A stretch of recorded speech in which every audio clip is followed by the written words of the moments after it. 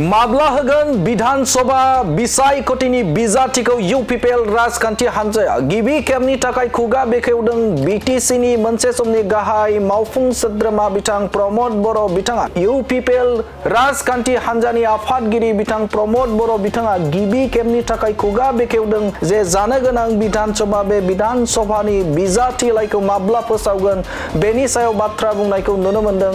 बिथां प्रमद बर' बिथांखौ बे समाव फोरमायथिदों जे प्रमद बर' बिथाङा मार्च दाननि गेजेर खोन्दोआव बिसायख'थि आय'गनिफ्राय फोसाव जागोन आसाम विधानसभा बिसायख'थिया आरो बेनिनो सिगांनो बे समाव मुं फारिया फोसाव जागोन होननानै फोरमायथिदों बिथां प्रमद बर' बिथाङा। मार्च दाननि गेजेराव जोंनि बिसायख'थिनि सम फोसावनायनि सिगांनो जोंनि बिजाथिफोरखौ जों फोसावगोन आरो बिथाङा फोरमायथिदों जे बे समाव गुबुन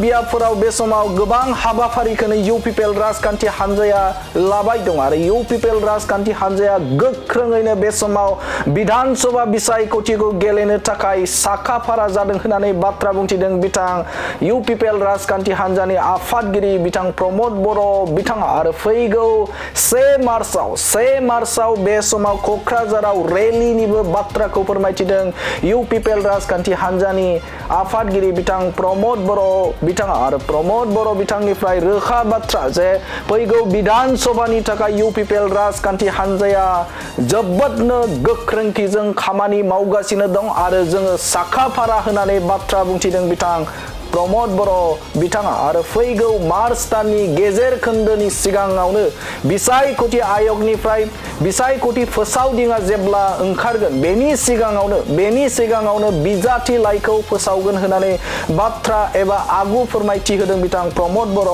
बिथाङा।